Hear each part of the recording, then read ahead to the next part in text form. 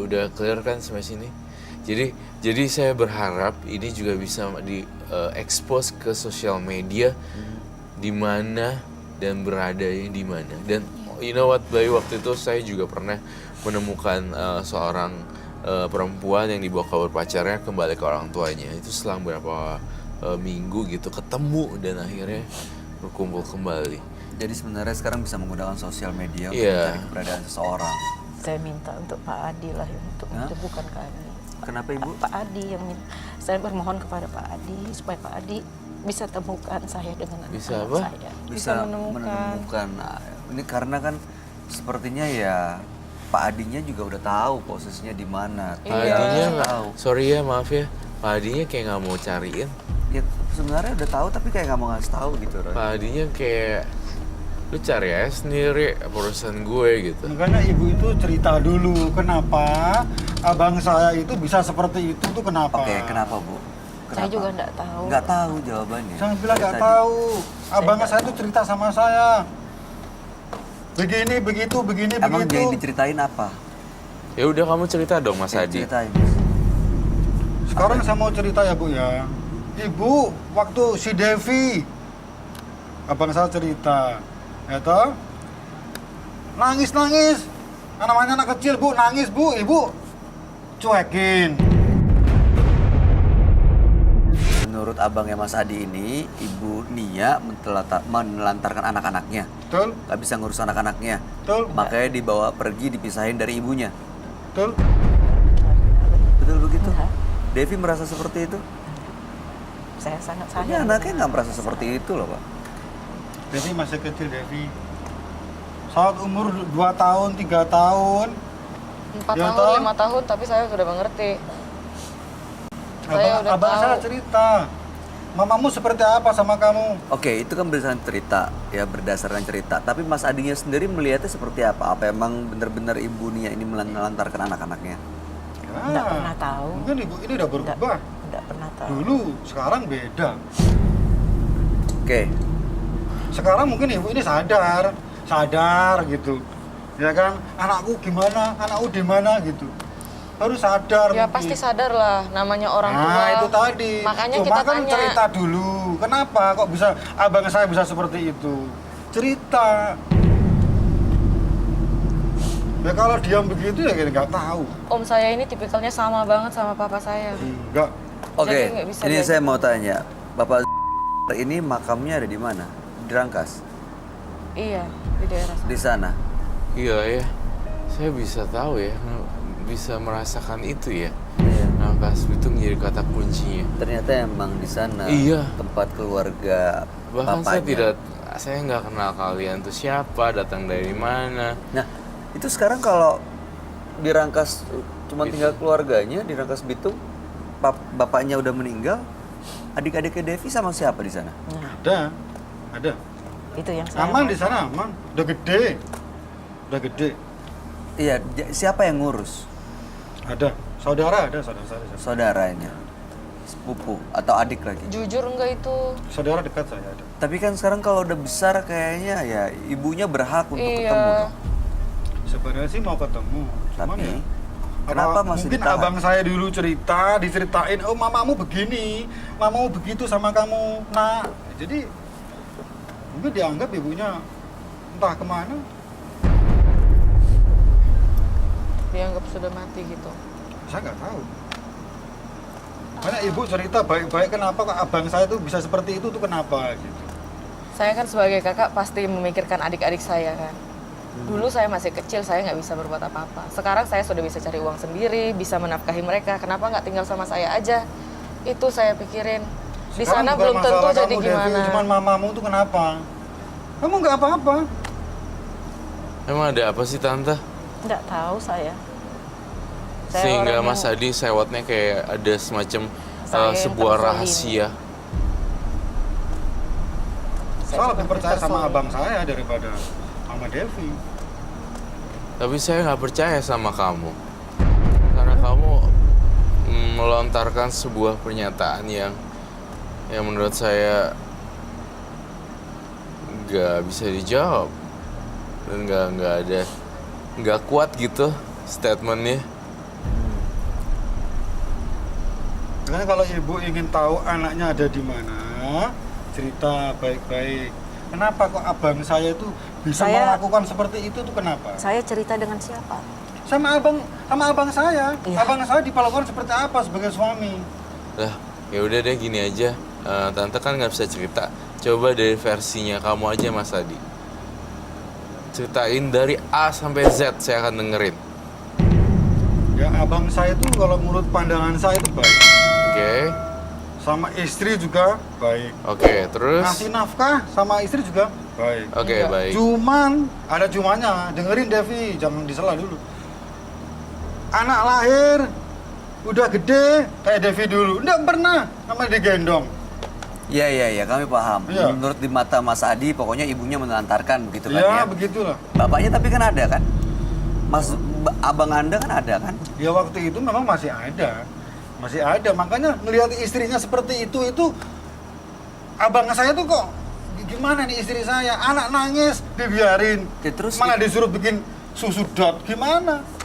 Nggak Istri benar, macam nggak apa benar. seperti itu? Nggak benar. Itu menurut abang saya. Tapi Entah abang saya benar apa enggak, saya lebih percaya sama abang saya. Tapi Om nggak pernah ngelihat asli, masa ibu ini berbuat kayak gitu kan? Ya kalau saya sendiri kan, saya tidak melihat kejadian seperti itu. Terus Cuman kenapa Om abang percaya saya, dengan abang Om? ya saya lebih percaya sama abang saya. Dia abang saya. Kalau abang Om bohong gimana? Saya rasa tidak. Bu, kami pengen tahu, Bu. Ini sebenarnya Pak ini memang suami yang baik ya? Apa dia memang mungkin nggak memisahkan itu anak-anak ibu dari ibu karena memang dia khawatir akan ditelantarkan? Ya betul. Atau menurut ibu ada alasan lain? Sewaktu kami menikah pertama, dia baik. Oke. Saya selalu sakit.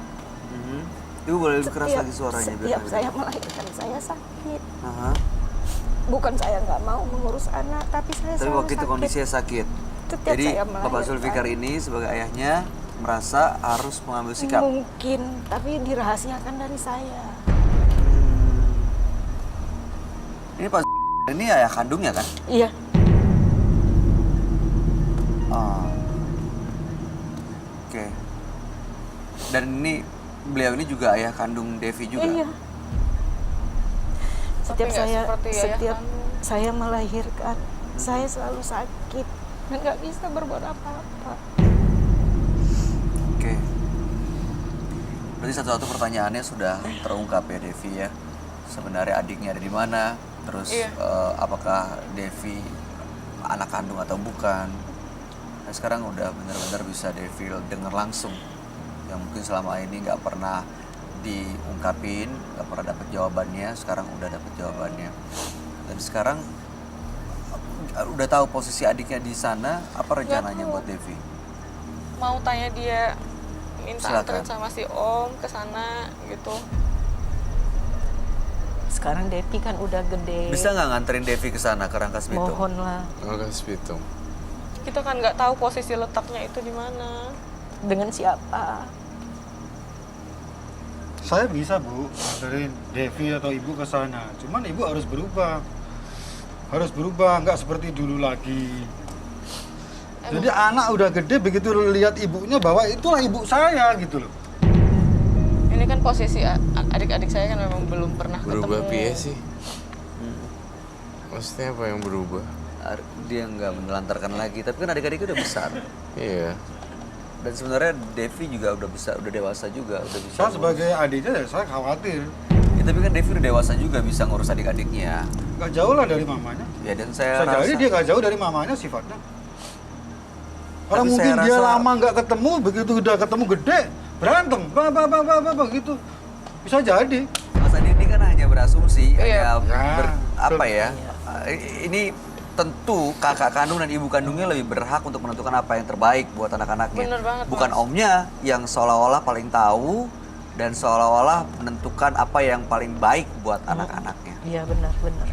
Sekarang dia merasa baik-baik saja. Saya sering cerita sama mereka, justru malah takut. Karena nyeritain yang jelek-jeleknya nggak pernah ketemu langsung soalnya kan. Mungkin dalam hati kecil mereka ingin ketemu langsung dengan kakaknya, dengan ibu kandungnya.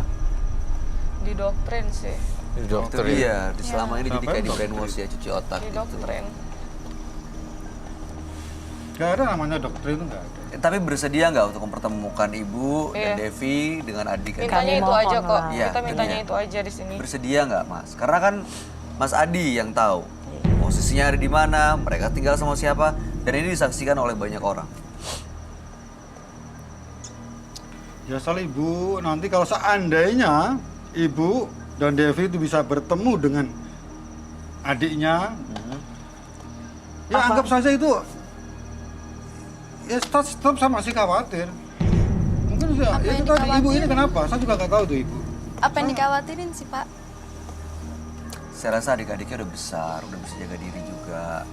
Dan ibu mungkin waktu itu kondisinya belum stabil, tapi Iya. sekarang Waktu takutnya ya pas begitu ketemu dia marah, kamu kemana? Kamu dibawa bapakmu kemana? ya ini kan ketakutan yang nggak beralasan, Iya, itu kan kekhawatiran yang asumsi terlalu yang- berlebihan. iya. Jadi sebenarnya masnya juga bisa tetap mengawasi kan, deket juga hubungannya kan, masih hubungan keluarga, hubungan saudara Saya juga. pernah saya ceritain, ibumu masih ada.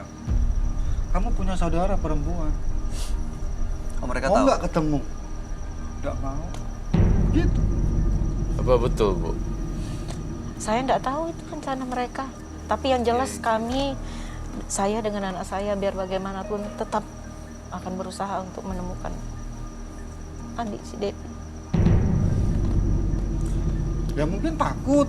Kalau boleh saya kasih saran ya Mas ya.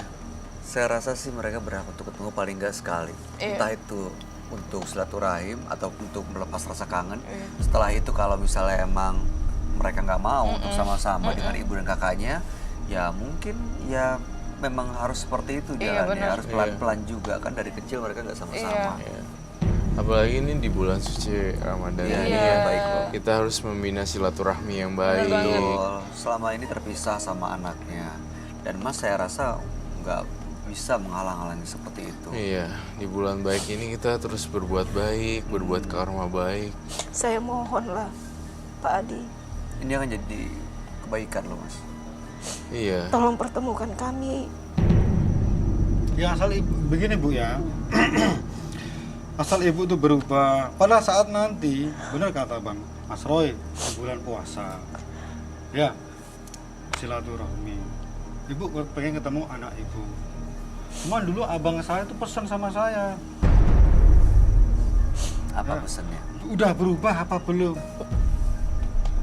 Kalau memang sudah berubah, Saya bukan Dracula. Saya bukan manusia. Dracula menurut ibu, mungkin menurut abang Oke. saya mungkin ya bisa Kayak jadi. Gini ya, ibu mungkin tahu apa yang dikhawatirkan ya, karena ibu tidak ngurus, tidak peduli gitu. Nah, apakah ibu masih menjadi orang seperti itu? Devi yang merasakan langsung deh. Devi, apakah ibunya memang seperti itu? Ibu saya tuh baik banget. Oke, baik. Ini Baik ada banget anaknya. sekarang ngomong, kemarin-kemarin Dari kecil. gimana? Enggak, ini kita nggak mau panjang lebar. Sekarang gini ya, ini udah bersedia berubah. Devi ada saksinya. Mas Adi bersedia nggak untuk menemukan ibu kandung, kakak kandung dengan adik-adiknya? Itu aja, Min. Itu aja.